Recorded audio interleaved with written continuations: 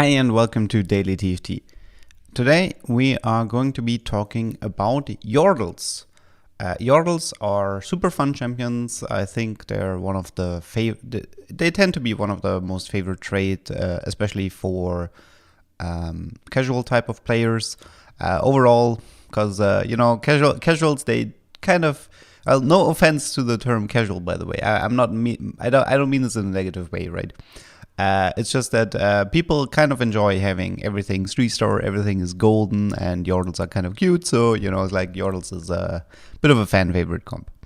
Anyways, Yordles do have a pretty bad reputation about not being that good or being a bit of a meme comp, etc. But what if I tell you that you could, I'm not even joking here, you could be top 10 challenger or whatever and win your games with Yordles. It is possible. The trick is about how. Well, but the trick is knowing what to do with Yordles, when to play them, and how to properly finish the game. Because here's the thing, right? If you go to any type of meta sheet, it doesn't matter which one, and they're gonna end up having Yordles in their list, and maybe it's listed as a B tier or whatever. You have a 99% chance that that meta sheet thing is completely useless. It's completely trash. And the reason for this is that Yordles is a comp that can only be explained in a guide and not by a picture. And this is what I'm going to do here right now. I'm going to explain to you how you're able to find success with Yordles and also showcase a game in higher elo where I ended up winning without zero problems with Yordles by following a few rules.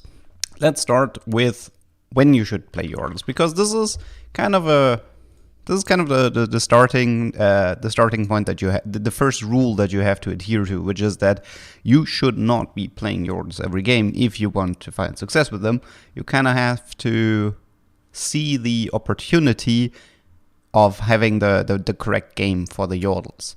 And I would say there's a few different types of rules. I think one rule that really helps is to have a lot of Ziggs or a lot of Poppy, preferably both.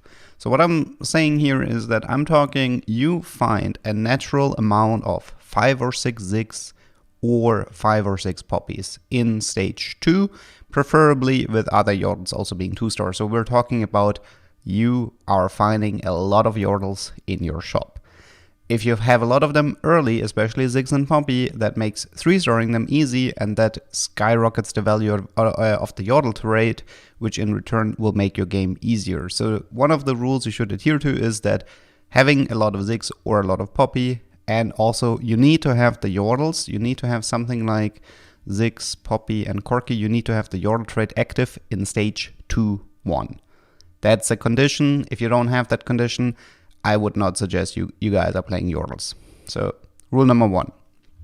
Rule number 2 is you should have an augment that in some kind of way benefits what you're going to do. I'm just gonna mention a few. I think that, well, this is a little bit tricky here, but I can do it out of the top of my head. There is Twin Shot Hard, which is an extremely strong one because it allows you to play 6 Yordles, have Twin Shot active for Corki, which makes your life way easier. You have something like Calculated Loss is one of your best augments, simply because it gives you a huge economy boost and a bunch of early rerolls, which will allow you to hit your 3-stars much faster. It can also be something if you open up with a prismatic. I think it's probably fine to open up high rollers. It gives you 8 gold and 3 dices, and Yordles can be manipulated pretty hard with a loaded dice in the early game, so this is something to consider as well. But it can also be an economy augment like Rich Get Richer or Trade Sector. And if you kind of want to, maybe you can do Thieving Rascals. I'm actually not that big of a fan of Thieving Rascals in 6 Yordles. I think it's kind of fine in... Where is this thing anyways? This is here. The thing about Thieving Rascals is I kind of like it when playing 3 Yordles comps, but I end up not liking it as much when playing 6 Yordles. I think with 3 Yordles, there's a lot of strong comps with like Lucian Carry or something like this, or Arcanists, and they can totally make use of out of those components. But with Thieving Rascals, see, the thing is, if a Thieving Rascal spawns, with a component in 6 Yordles, you don't want to sell it because you want to 3-star everything, and that makes things complicated. If you end up playing a twin shot game with Vex, or you play Arcanus with 3 Yordles, you don't care, right? I mean, not everything has to be 3-star. If a Ziggs shows up, if a Poppy shows up, if a Lulu shows up with a component, you just sell that, you take the component, you say thank you very much. And this is the reason why Thieving Rascals for me is more something for 3 Yordles and not for 6 Yordles. Anyways, so this is the rule number 2 for the early game. Having a decent augment that kind of fits what you're aiming to do. So a high eco opener or something that really helps with the traits. So Twin Shot Heart, So Small is a very good one, or an eco one like Rich Get Richer, Trade Sector, etc. So this is your stage 2. I think overall I would recommend with Yordles that you don't level, that you get your economy up to 50 gold, and you're gonna start collecting all of the different types of Yordles. I mean, your early game might look something like this. It might also be Illusion or a Gangplank here to get the Twin Shot. And we're gonna get to items in a second, but first let's have an overall game plan, which is that in stage 3-1, I kind of recommend you roll with level 4. So in stage 3-1 is the last chance you have to be level 4 before the game automatically puts you to level 5, and I suggest you start rolling. And what you're looking for is Ziggs 3 and Poppy 3 for the most part, and preferably all the other Yordles as well. Now, how far you roll is kind of up to you. You can roll all the way down to 0, which in some cases it can make sense and some it doesn't. Some Yordle players kind of have the rule for themselves. They roll until they hit the first 3-star. So, you know, they roll until they have Ziggs 3-star, or they roll until they have Poppy's 3-star, or both. This is a rule that you have to, this is sort of a decision you have to make depending on each game. Personally, I think it's fine to roll to like 20 gold or something in stage 3-1. And after you have that, and the goal is to get as many Yordles as possible, especially Ziggs and Poppy, get them to 3-star. Now the goal is afterwards to rush level 6 as fast as possible. So the moment you, after the roll down, so in stage 3-2 or 3-3 or in stage 3-5, one of those 3, you should be level 6. So you do a roll down and you additionally power level afterwards. And this will result in you being able to fit in all the Yordles. Part of the reason why you have to do this is also to clear up your bench, but also simply because you likely got smashed in stage 2 because you didn't level and you're only playing Yordles. So it's kind of important to get yourself a power spike.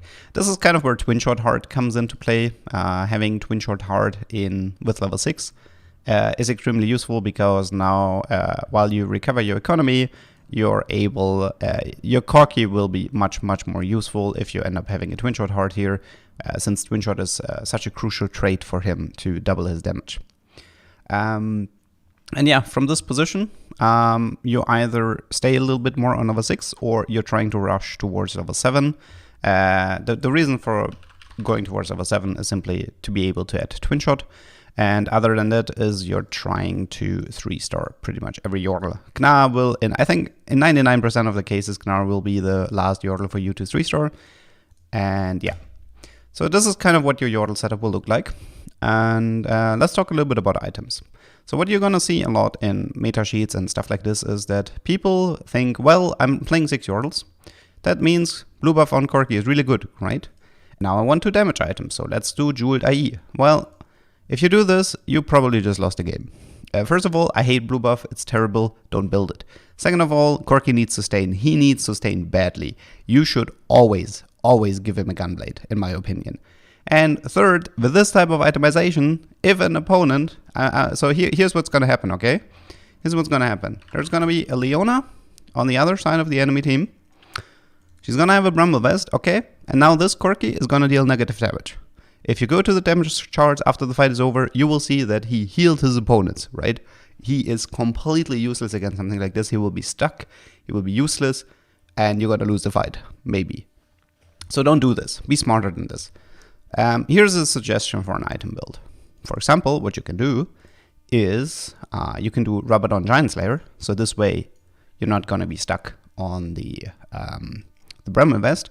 And also you should give him something like a Gunblade. So he can heal the front line, he can heal himself, he can stay alive. Trust me, Corki without sustain. Where's the Gunblade? Here. No, here.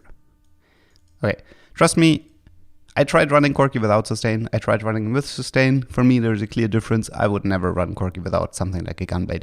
I mean, Hosh maybe, but I think Gunblade overall is the superior one. Don't fall for the trap of the blue buff. He's gonna need 2 damage items and a sustain items to properly work. Now, there is a reasoning for the previous build. There is a reason for it. And that I think most people don't understand. And I think this is also one of the baits that people fall into. There is a reason why this item build can be superior, and it has to do with the item transfer in the late game. The win condition for Yordles, more or less, is running Vigor. A lot of people think Vigor is useless, but that's because this is what they do, right? This is the level 8 of your average Yordle player. He's gonna have everything on the 3-star side, and then they're gonna run a Vigor, maybe the Vigor is 2-star, and then they don't give him any items. And that's a huge mistake. Because in terms of DPS output, Vigor is about 20 times stronger than Corki. So what you want to do is this. You want to sell the Corki and move all the items on Vigor. And now you're going to be like, well, but now I lost the 6 Yordle buff. Well, if you sell the Corki 3-star, you can roll him again, or you just wait 1 round. Since if you do this change after getting 3 Vigors, the next champion you will get from Yordles will be Corki, because everybody else is 3-star. All you have to do is pretty much survive 1 round with the 5 Yordle buff, and then you're gonna have the 6 Yordle buff again, and everybody gets a mana reduction again. But trust me on this, that Vigor with mana items like Shojin or blue buff together with damage items is amazing. And arguably better than the item transfer from the other item builds. So I don't think that a Rabadon, I don't think that this type of item build is bad on Vigor. I think this is perfectly fine. So it's like oh yeah, you do this with the other Corki too, by the way. It doesn't matter. It doesn't matter what kind of Corki you're running. You're gonna do this. You're gonna sell this Corki and you're gonna give those items to Vigor. The reason for this is that Corki in late game is completely useless. And Vigor is completely broken if he has items, and that's kind of the key point. And just to prove my point, I'm gonna show you a game. So here we have this, I think this game was yesterday. I had, well, Phalanx, that was kind of useless, True Twos, that ended up also being useless, and Sharpshooter. Sharpshooter, like we explained before, one of the best augments for twin shots, right? But even though I had twin shots, and even though I had Gunblade, IE, and Jeweled, well, I didn't have the Rabadon Giant Slayer in this item build, but, you know, it's not like I can force it. I do have to build the items that the game is giving me. Even though I ended up having a really solid Corki item build, and I ended up having the Sharpshooters. I mean, you can see HP-wise, I'm doing fantastic, right? I mean, this is sort of like, this is like Grandmaster Elo or something.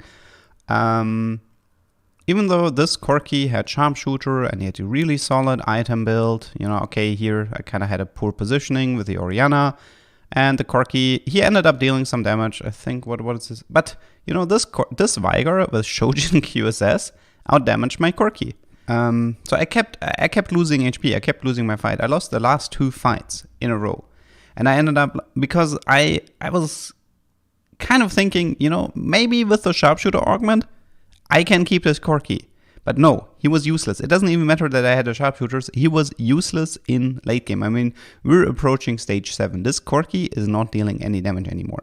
So I did the only reasonable thing. I ended up transferring my items towards a second Vigor 2-star. I should have totally did this with the first Vigor 2-star. I was just very, very stubborn because of the Sharpshooter augment.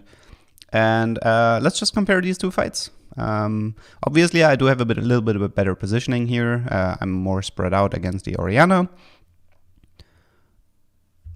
I kind of would have preferred if the Vigor would have some mana items, so he ults a bit faster. But you can see from the damage racking up on the right side, even though I got my ass kicked in the previous fights, now I'm absolutely crushing it because of backline access with the Vigor. I'm not going to be stuck on any kind of frontliners. And as a consequence, I was able to, in the end, easily win the game once I realized that I really should have done the swap earlier. And I think that is more or less it. So this is more or less it.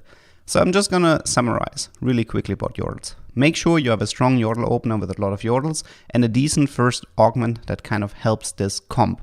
Try to set yourself up with early 3-star Poppy and Ziggs. Try to rush towards level 6 and level 7. Make sure you add the twin shot to make the Corki more useful. And always, always, always item transfer from Corki towards Vigar after Vigar is 2-star.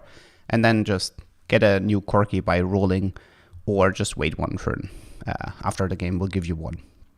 And if you follow these rules, I absolutely assure you that you're gonna find so much more success with Yordles, and it stops being a meme comp, and it's something that can even win you challenger games without too much of a problem. That was it for me today. See you guys tomorrow.